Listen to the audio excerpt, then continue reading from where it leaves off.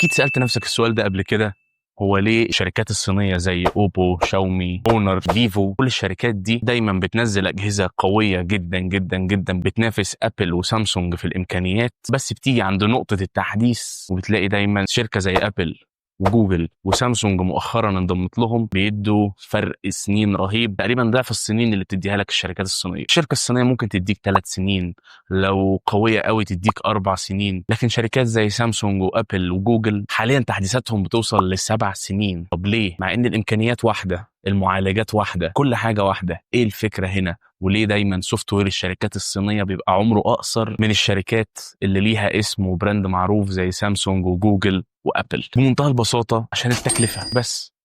شركة زي سامسونج بتنزل الفلاج شيب بتاعها ب 1200 دولار، شركة زي ابل بتنزل الفلاج شيب بتاعها ب 1200 دولار، شركة زي جوجل بتنزل الفلاج شيب بتاعها ب 1200 دولار، في مقابل ان الشركات الصينية بتنزل الفلاج شيب بتاعها بتقريبا تلتين السعر بس من شركة زي ابل او سامسونج او جوجل. لان التحديث للتليفون مش مجرد انا هبعت له سوفت وير ابديت والتليفون يحدث، لا خالص، الموضوع ابعد من كده بكتير. الموضوع بيستهلك فلوس ووقت، والجهاز ده لازم يجرب عليه كل فيتشر موجود في التحديث اللي نازل للتليفون الجديد عشان ما يحصلش جليتشات او باجز بعد فتره من الاستخدام. فالموضوع بياخد منحنى تاني، فتكلفه الدعم بتبقى عاليه على الشركات الصينيه اللي هي اوريدي بتقدم لك فلاج شيب بنفس امكانيات الشركات الكبيره بس بسعر اقل، فعشان كده بيبقى صعب عليها انها تدعم طول السنين دي او طول الفترات دي. مؤخرا بداوا يجتهدوا، بعد ما كان اغلب الموبايلات دعمها سنتين وصلوا ل3 و4، بس برضه لسه بعاد جدا عن فكره ان انا امسك تليفون مدعوم لاندرويد لحد 7 سنين او اي او اس لحد 7 سنين. وبس كده،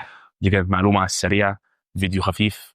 كان معاكم حازم تيك فيو، ما تنساش تعمل لنا لايك وكومنت وسبسكرايب. سلام.